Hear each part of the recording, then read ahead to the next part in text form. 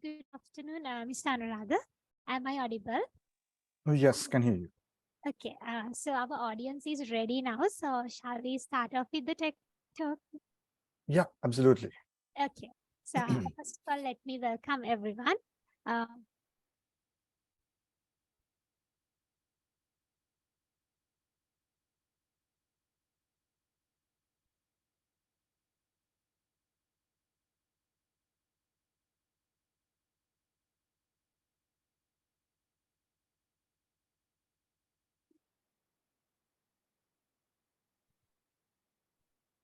Very good afternoon to all of you.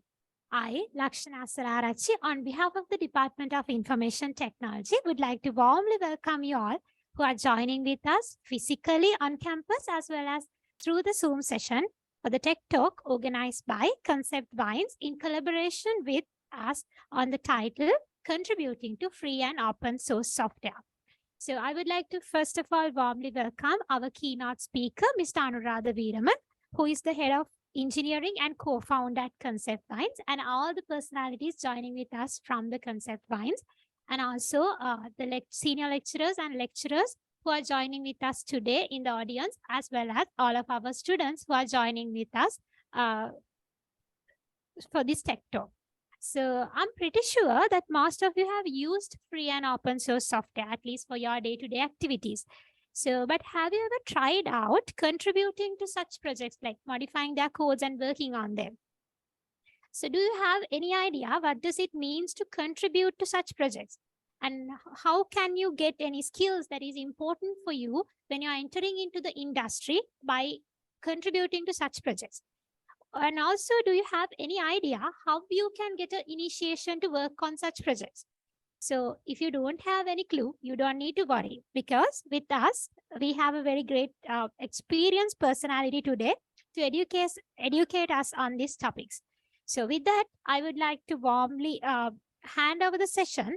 Uh, with that, I would like to introduce you the keynote speaker for today's session, who is having 20 years experience in the software development industry, especially with the over 15 years experience as a Debian developer and being contributor to the free and open source software projects.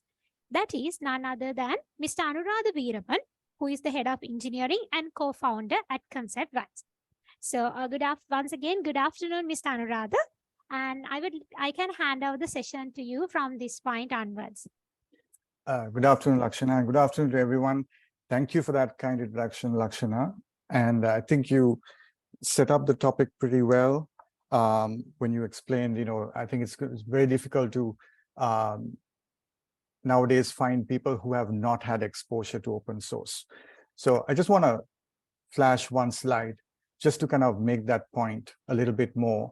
I'm sure most of you in the audience, unfortunately, I cannot see the audience, but I assume most of you are, younger audience members, much like when I initially got started, way back when. And some of the projects that I'm just showing up on the screen right now, I'm sure most of you have worked with some of these projects, with Linux, with Java, definitely with Git. You probably used a browser at some point in your career, right? So you probably interacted with Chromium. You've probably done some Python. So none of these projects that I'm listing here is probably new to any of you. The reason why I want to just bring that up is to set some context that we live in an environment right now that is full of open source, right? To the point where even in the industry, when you get into industry, a large part of your work will be involved in working with open source projects. So the key objective I want to get out of today's session, at least from my standpoint, is to demonstrate to you all the benefits of why you should be thinking about contributing to open source projects from the standpoint of what does it give you or what does it help you achieve when you get into the industry at some point in your career, right? So I'll use some examples. I'll even call upon a few personal anecdotes just to kind of give you a sense of what that journey could look like, and fundamentally, how could you get started So a success criteria from this discussion would be if some of you get convinced enough to be able to venture into open source and start beginning to contribute to some of these great projects that you see on the screen. That would be a good success criteria coming out of this discussion. So before we get into the meat of the conversation, I want to kind of set open source in a little bit of context in terms of what is open source. I'm sure most of you have heard the term, but let us dive a little bit into the actual specifics of what that means. So broadly, it's all about having access to the source code of a computer program so that you can study it, you can modify it, you can make changes and even distribute it, right? So the fundamental premise of open source and the definition as laid out by the open source initiative is having those abilities for you to do that. Now, there are a lot of different open source licenses out there that give you a range of rights that is on a spectrum of being permissive to being extremely safeguarding of certain interests, such as the ability to distribute.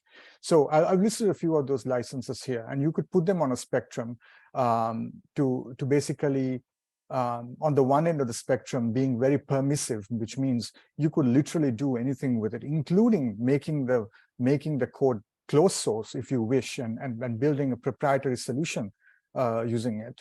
And on the other end of the spectrum, having strong protections for the code that you contribute into that open source project, such that your changes should also be made available to the people who you distribute the projects to, right? So in the broad spectrum of it, that is the two ends of the spectrum. So from that standpoint, you have licenses like Apache licenses, the BSD license, the MIT license, which fall into this permissive category, which means there's a lot of freedoms, that you get as part of working on such licensed projects, being able to modify them without any challenges, being able to package them up into commercial projects if you wish, right? And do that, in a very permissive manner.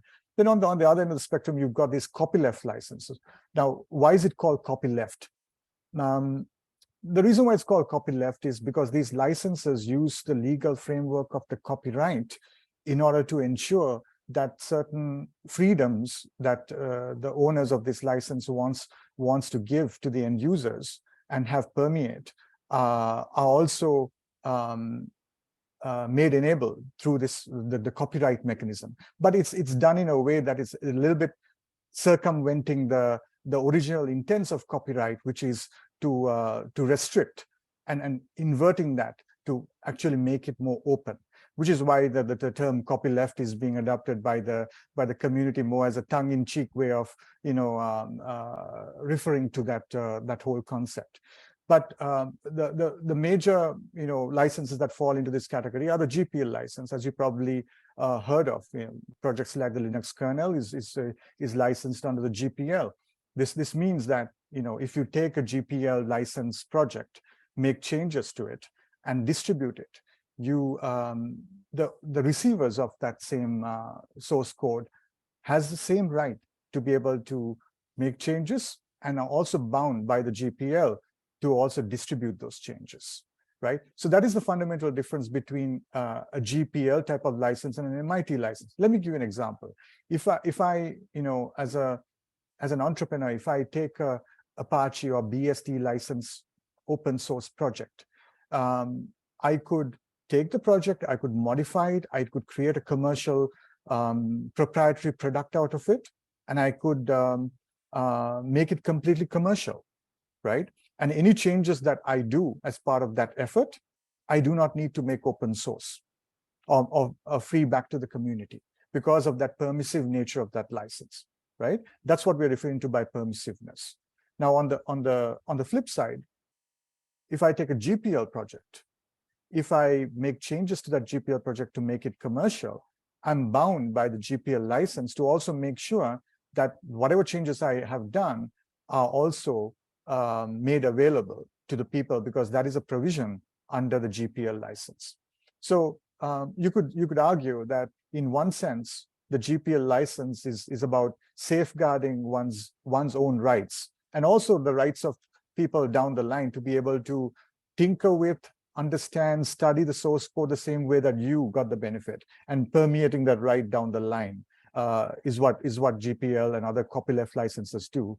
And on the flip side, the permissive licenses like the Apache and the BST does not have that inherent clause or legal requirement, which means it's quote unquote permissive in a certain sense, but not so permissive when it comes to perpetuating the freedoms that you had when you got hold of the license of the source code.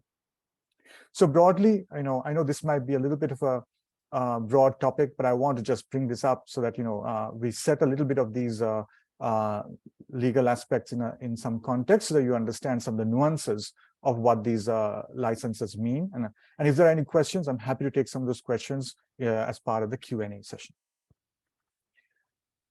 As I touched upon, there are some nuances to freedom. And here are some terms that generally you hear about in the context of free and open source software, but I want to kind of disambiguate them a little bit and better define them so that you understand the definitions or even some of the differences between them. So as I mentioned, open source broadly falls into the category of licenses that fall under the criteria laid out by the open source initiative as part of the open source definition. And free software, which more applies to an almost a broader umbrella when it comes to open source, is also not just about the freedom or the open nature of the source code, but it also encompasses more provisions that talks about your freedoms as a right as opposed to just price, right? And those rights include fundamental rights of you being able to tinker with, modify, and distribute that code. And those freedoms are perpetuated through this licensing mechanism, the copyleft licenses that are found in GPL and other copyleft licenses, so that those freedoms are safeguarded to downstream users and contributors. That is free software as a broad umbrella. Freeware is software that is given away for free, as in price, right? So it may not necessarily embody or have the aspects of freedom that we talked about, such as being able to tinker with, modify the code, and contribute back to the communities. Those freedoms or those rights may not be available in freeware, and freeware is the types of software you typically get, for free downloads from various vendors that are given away as binaries, not so much with accompanying source code. So it's literally a software that is given away for free, as in price. And then public domain is software that is completely unencumbered by any licensing or any intellectual property claims, because either it has been given to the community by the authors of the software, right, as part of making that software public domain, or the provisions or the rights have expired the duration of the terms of copyright. So and that software is the most permissive software, which is you can do anything with it, and then there's no legal encumbrance from a intellectual property standpoint that prevents you from working with it. So these are the 4 broad types of free software, and I want to kind of keep an idea of some of the nuances around this. I'm primarily talking about the first 2 categories, and how we can essentially contribute to projects that fall under those umbrellas. So as I also kind of alluded upon, if you look at the history of free and open source, it's got a very colorful history, all the way from the 80s right up to the present day. And much of the initial efforts around free and open source were mostly relegated in the academia, right? In academic institutions and smaller circles. And much of the efforts around even the original birth of systems like Unix and other systems that we have come to call very much a common piece of software now, were born in those circles back in the day in very smaller groups, where there was no term as open source, but everybody was following the principles of free and open source in sharing code, in having everything being open such that everybody can contribute, fix problems that they find on their own. So all those principles that we have since put, codified into these definitions, such as the open source initiative definitions, they were prevalent, almost in an implicit manner way back. And over a period of time, as commercial interests began to creep in, and it required some of those definitions to be made more explicit, and that's where the open source definition and even initiatives like the Free Software Foundation and other entities that are shepherding and advocating for these freedoms came into being, to make sure that those freedoms perpetuate. And but if you look at the history as a continuum, as a time continuum, started off with smaller groups, but then eventually there was a lot of proprietary software still at that time, right? We're talking late 80s, early 90s. A lot of proprietary was still the way to go when it comes to commercial, when it comes to software. And but over a period of time, the philosophies of open source and free software kind of took over, and free and open source replacements for those commercial off-the-shelf products began to get built. And eventually business models and enterprises start getting built around these software offerings. And a good example, even in the Sri Lankan context, is WSO2, which as you probably know, is primarily driven off of open source software at the core. And a lot of their contributors, a lot of their employees are contributors to open source communities such as Apache. So you can see how even business models can be built on this otherwise free and open source model, and successful businesses too. And at this point in time, in today, you see mass adoption of open source, and is the most primary and dominant model on how software should be built. In fact, the vast majority of the software that you'd interact on a day-to-day is fully open source. So I think we've come to a point, from an overall continuum of history, where we've come from a very much a closed community, a closed source ecosystem and commercial space, to one that is very open and very open source driven, such that even when new companies and new startups are spawning, they're looking at ways to make their own code open and build communities around it, because they feel that's the best way and the most sustainable way to build businesses, to build communities, to entice developers to be part of a movement. So that's the broad overview of the progression that we've seen when it comes to free and open source software over the last 20 to 30 years. So why is it important, and what are some of the benefits that open source can give you? And these are a few points I want to just talk about a little bit, and I already talked about them somewhat in the last few slides. But the ability to open up the hood and see how some piece of software is working is a critical element. The ability to tinker with it, right? So that if you have a bug and you have a problem with it, you should be able to go in, fix the bug, and do things like that in a code base, right? And what open source gives you is that ability to do that. Then it's also a great learning tool to see how things really work, right? And all of you being in academia right now, I mean, this is one of the great things that benefits you're going to have as part of working in these communities, is you really can learn a lot as part of your contributions to these projects, right? How things work, best practices, right? And the nuances of some great, examples of great software that has been built, right? Those are some of the things that you're going to get out of this. And then at some point, the ability to contribute to changes back to the community is also a benefit, right? Because not only should you be a consumer of this great software, but at some point, if you want to give back to the community, you should be able to do so. And if you have a entrepreneurial streak or a mindset, you can certainly build and commercialize products using open source solutions, the same way a WSO2 did, for example. And that becomes a great way to kind of build businesses around these excellent, great software solutions that are out there. And the last thing is, it gives you an ability to build skills.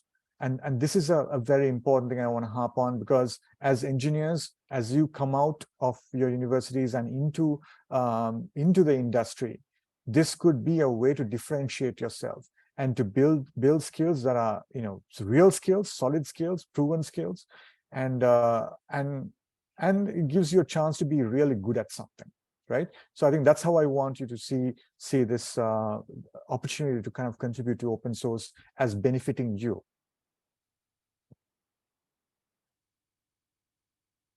As I mentioned, if you use your phone, or if you've checked email, or if you visited a website or bought anything, you've probably interacted with open source software, right? And you'll be hard pressed not to be able to do that.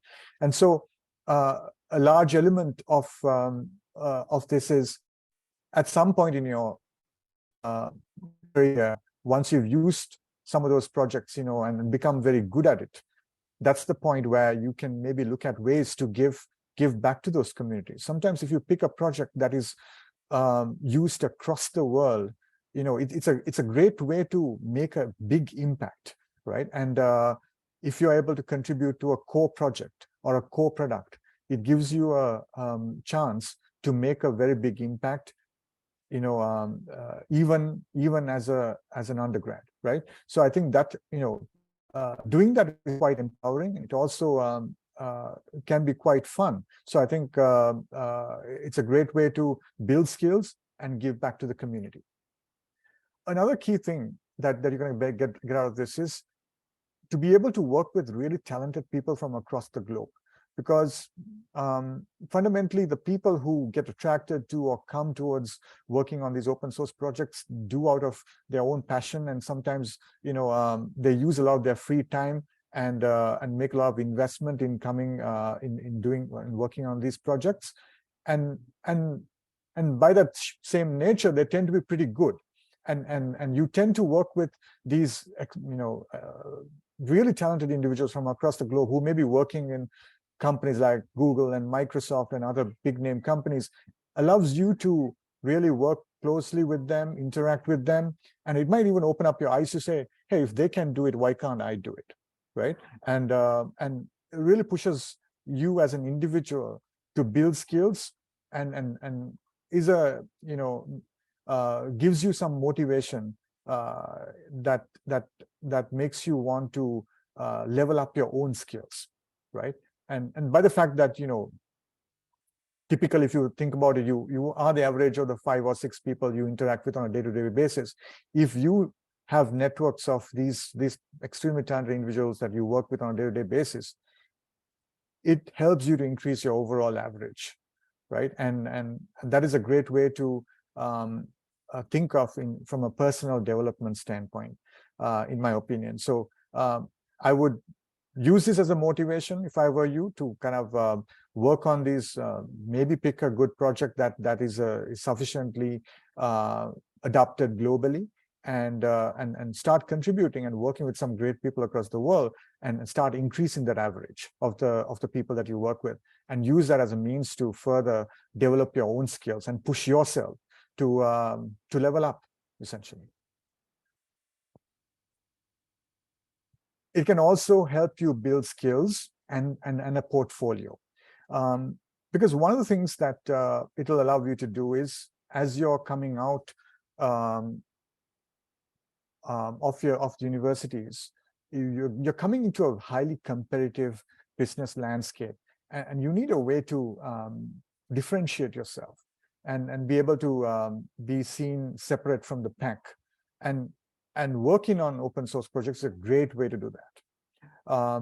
And because there's a lot of soft skills that are required in the industry, and sometimes some individuals, they come to a rude awakening when they come into industry, then they realize, hey, this, some of these skills that I need in industry is not something I've worked on, right? And there may be gaps in terms of being able to work in teams, in terms of communication, in terms of collaboration. Those are all things that you can practice while you're doing your open source contributions, right? And use that to build those areas that will become very helpful for you when you get into industry. And that will help you and propel you in your career, right? When you have those skills already, it'll differentiate you from the rest of the people. And you can use that as a propellant, right? And a mechanism to push yourself forward. So for example, ability to work in teams, right? Highly underrated, but very important skill in industry, right? Demonstrating leadership and taking initiative. For example, if you want to get a change enacted in a popular open source project, it's not, sometimes it takes work. You have to coordinate with individuals, you have to persuade them, you have to consistently work on something, get feedback, positive and negative, and refine and iterate to the point where some talented engineer from across the world is going to say, yeah, that looks good, I'm going to merge this into the project, right? So all of that takes a lot of cycles, and going through those cycles will help build some of those muscles that you need when you get into the industry in terms of those areas.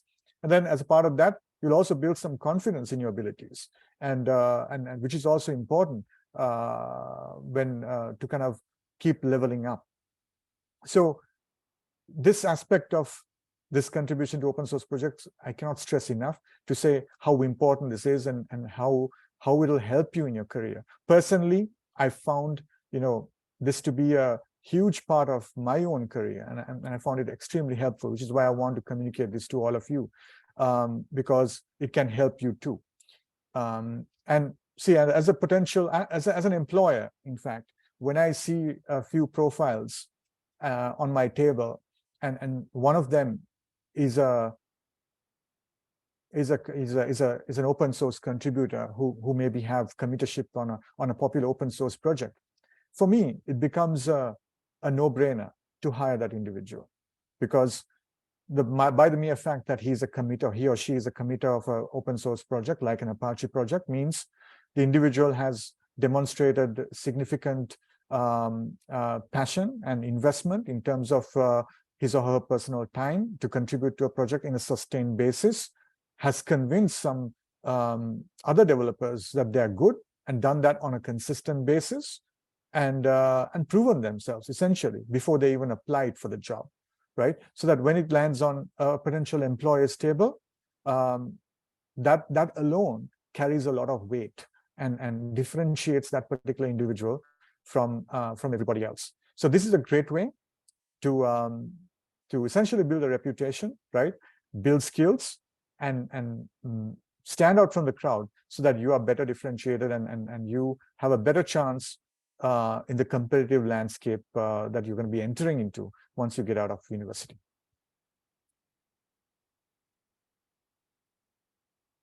So it's also a great way to find a mentor. And the reason why I bring that up is, I've put the photograph of Nibe here. Nibe was my mentor, and he helped me through many things. One of which was through my journey at Debian. And some photos you see here when I bumped into him at various open source conferences around the world. And it's just just a great community. Sometimes, there's a lot of people who are willing to help you, and but all you need to do is ask, right? And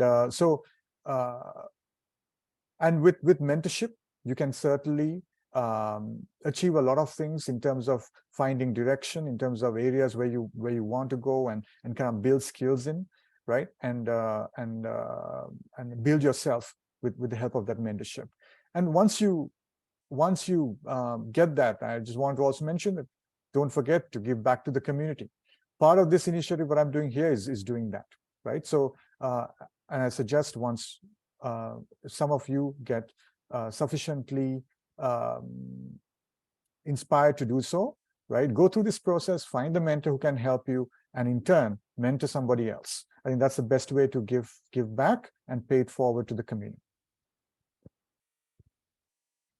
So it's also an opportunity to be part of a movement, because as I said, free software is not just about price. It's not just about software that is given away for free, as in price, but there's also certain freedoms, fundamental rights that are associated with that giving away of the software. And part of those things, as technologists, as engineers, we all want to, tinker with and see under the hood of software, and we want that right to be perpetuated to everybody who wants it and who needs it.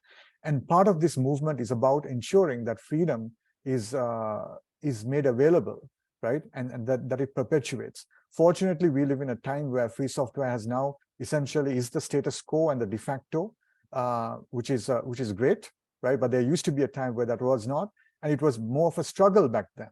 But right now, it's pretty much mainstream, and everybody, the majority of the people now have the rights, and with all of the software on GitHub, this is not an issue anymore. But we have to make sure that we are still continue to advocate for it, so that those same fundamental rights and freedoms are perpetuated in continuity, and that we retain the spirit of what we're trying to achieve by making free software available to everyone. So I think that is an important thing I want to bring out as part of this. So the key message here is, it's also an opportunity for you to be part of a movement. It's a very exciting movement, and a lot of innovation and change happens in this movement on a day-to-day basis. Much of the IT infrastructure depends on this movement as of today. So you can also be part of it. So how to get started?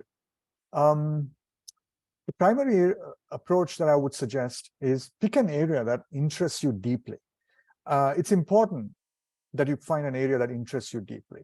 It could be operating systems, it could be languages, it could be tooling, it could be frameworks, right? But pick one area, right? You might have from your course curriculum material that you would have gone through, you may have some idea of, hey, I probably like working with compilers. So I enjoy compiler theory and kind of working with interpreters and parsers and lexers and things like that. And you might say, that may be an area that you may want to go deep in. So if that were the case, pick a compiler. All the popular compilers like GCC and Clang and others are all open source, which means you can dive into those head first, right?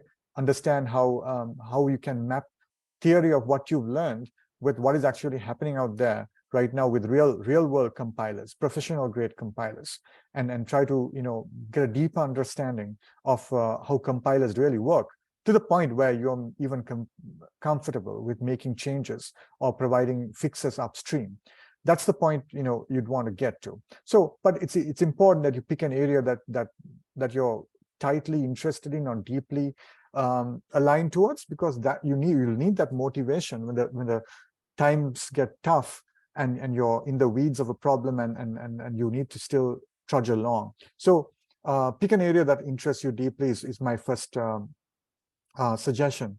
Download that tool, framework, library, binary, whatever it is, and try to build it locally, right? Look at the source code, look at the issues in GitHub, and usually there's a tag in each of the communities, for first-time contributors. That tag may change from one community to another, but look for things like good first issue and things like that, and see if you can fix a small problem.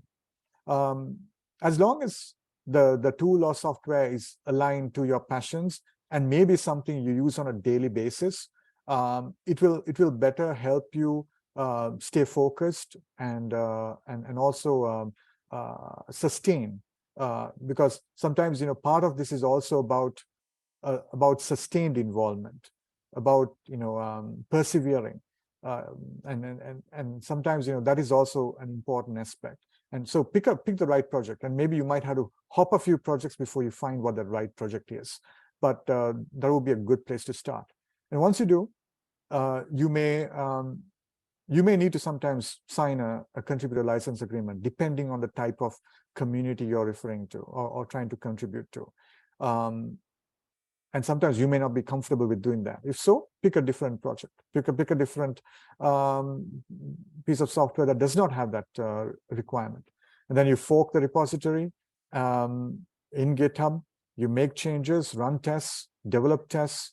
You review it with other developers on various collaboration tools, email, Discord, Slack, so on, and contribute them back as pull requests.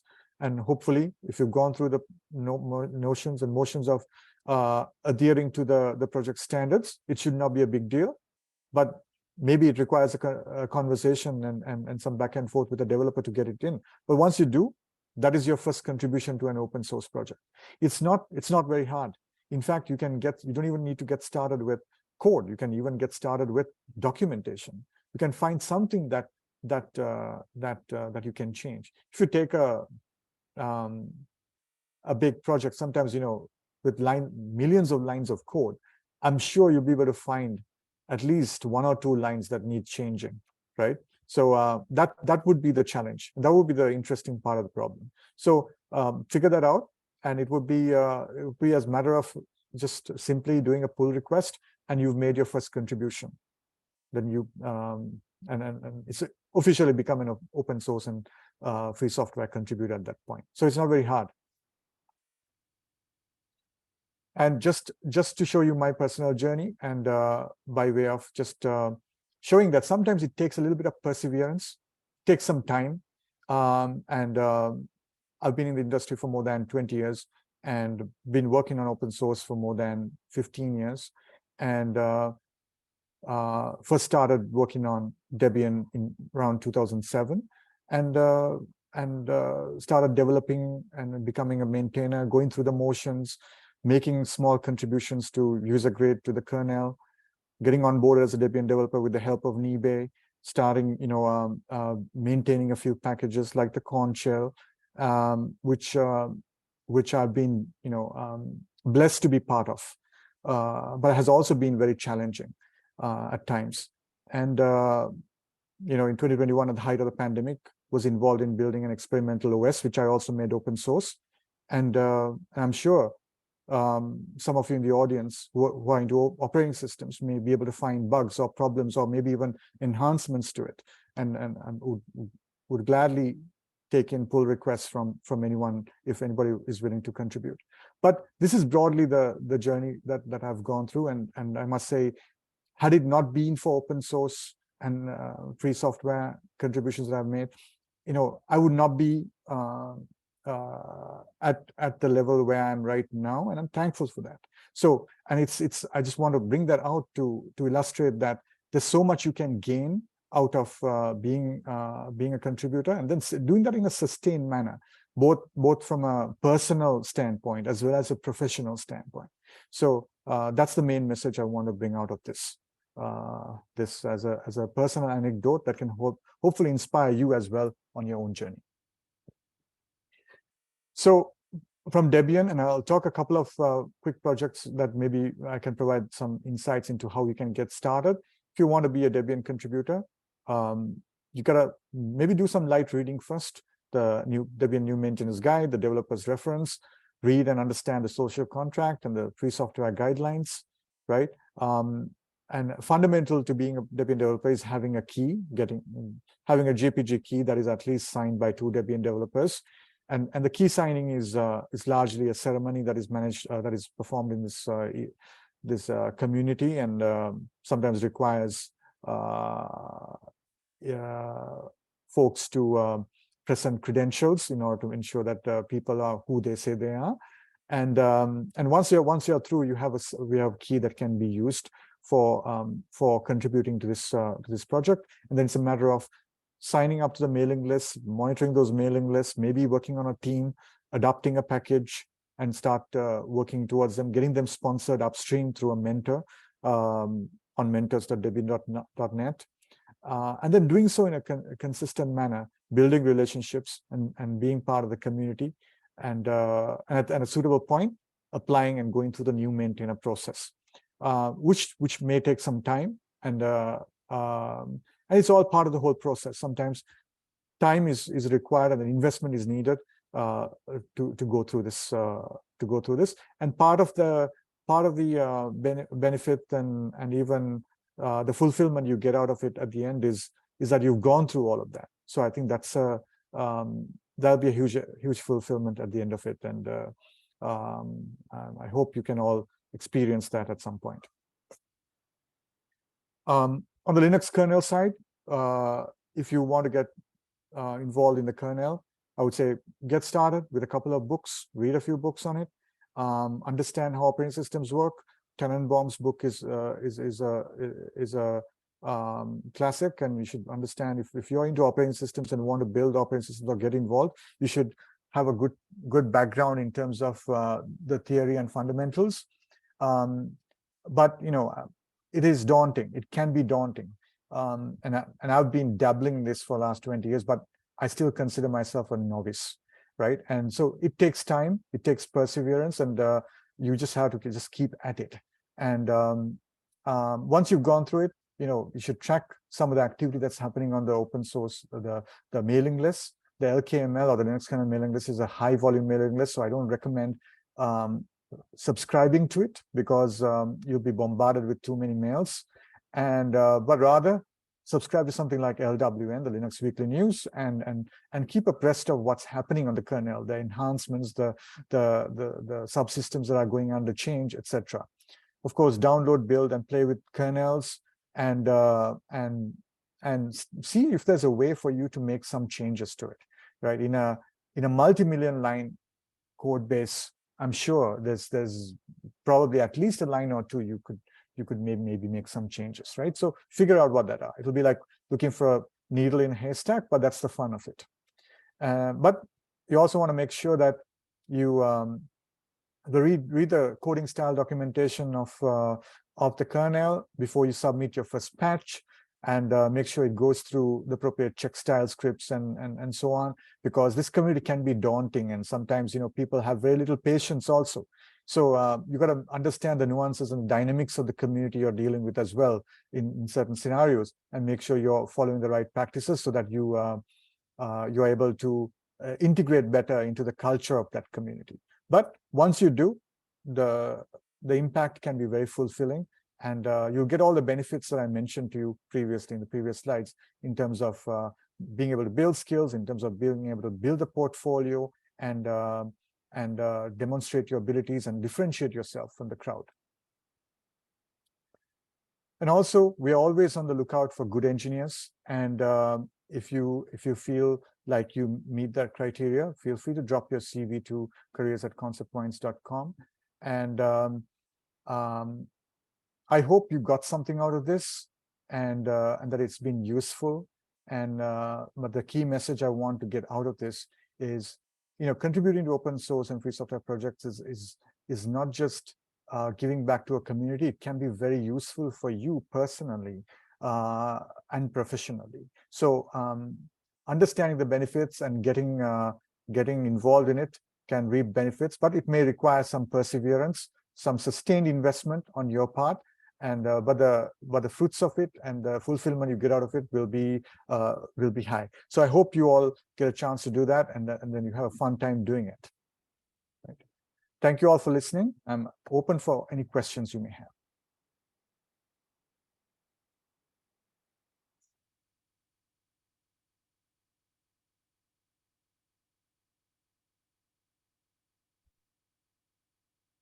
Thank you so much, Mr. Anuradha.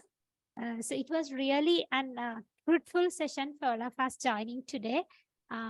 So while the students are coming up with few of the questions, like meanwhile the session, I have got a small question which is being asked by most of the students here.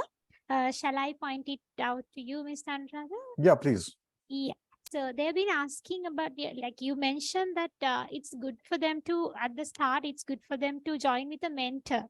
to learn about these things and get to know. So, are there any platform that they could get to know a mentor, like how they can find a mentor that is suitable for them? Any suggestions on that? Yeah, Sir? one area that I mentioned, if you're contributing to say Debian, is mentors.debian.net, right? You can get signed up, create an account, and have someone help you sponsor a package to Debian, for example, on your behalf. As part of that, typically what happens is that will require some interaction and back and forth, and you get to collaborate and work with people. So it's all about networking at the end of the day, right? And sometimes it becomes a little bit more difficult to network in a purely remote manner. So sometimes, you might have to go to certain conferences, right? Network with people, find out like-minded individuals, right? And people that you can learn from. And finally, it comes down to you asking the question, hey, will you be my mentor? Can you mentor me on something, right? And having the courage to ask that question is also important, right? And sometimes, nobody on the other end of that question will say no. Yet everybody is afraid to ask that question, right? And so finding a mentor is actually surprisingly easy if you just if you're able to network, go to the right places like the communities and the forums, the mailing lists, right? And even conferences and other places where people gather, interact with the individuals, and then once you realize, hey, he's seems good at something, and you wish to learn from that person, then you can take the next steps in terms of requesting mentorship and take it from there. Yes, thank you so much for the clarifications, Ms. Anuradha. So we will give another 1 or 2 minutes for our students if they have any questions to clarify from Ms. Anuradha. Sure. If there's anyone in the online audience need for any questions, they can put in the chat also.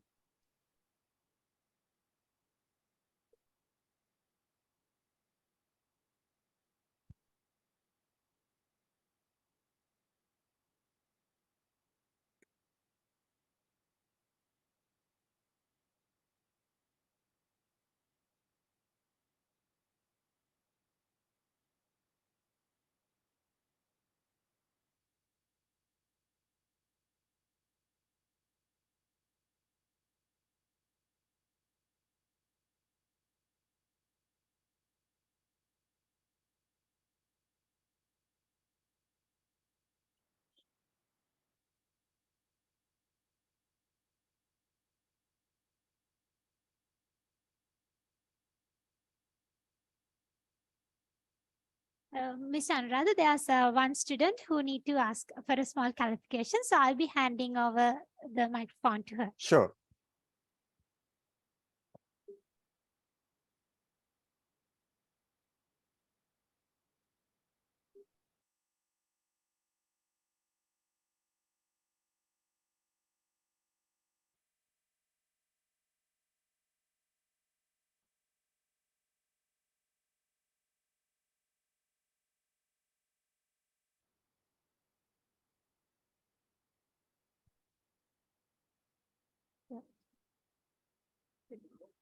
Yeah.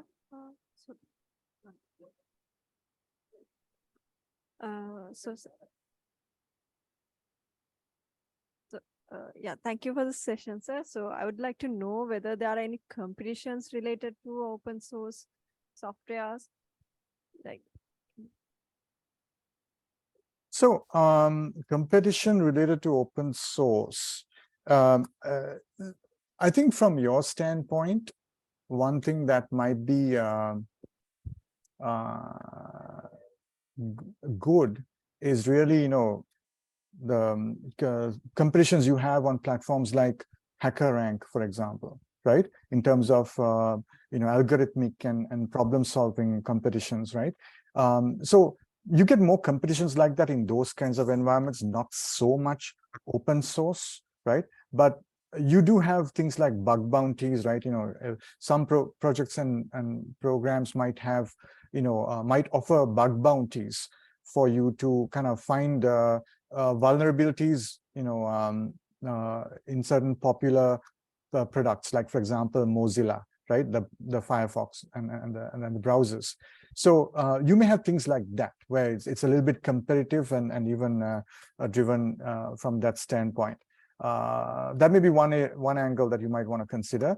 The alternate is really things like HackerRank, which is not so much open source communities as it is, competitive programming and competitive problem solving platforms, right? That's more of that. But one thing I can think of is bug bounties. So that may be an area where if you want to get competitive and do that, that may be an area. Does that answer your question?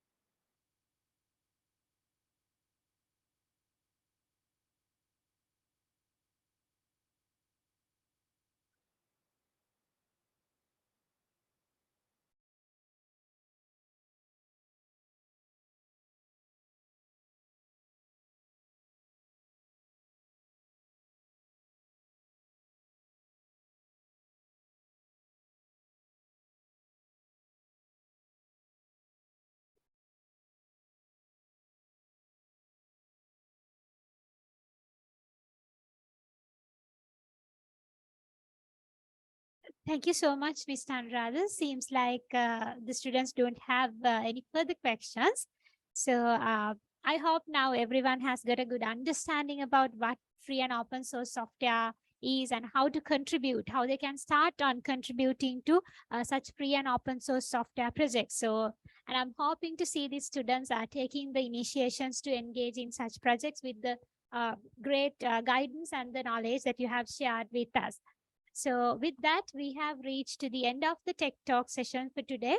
So I would like to express my sincere gratitude to our keynote speaker, Mr. Anuradha Weeraman, for sharing your valuable knowledge and experience with us, joining even with your busy schedule. Thank you so much, Mr. Anuradha. And also, I must not forget all the great personalities from Concept Vines who were behind organizing such a Tech Talk for our students, and Professor Lasit Gunawardana sir for coordinating this on behalf of the department. And also thankful for all the lecturers and students who joined with the Tech Talk today and been a great audience. Once again, thank you everyone and have a pleasant evening. Thank you. Thank you all.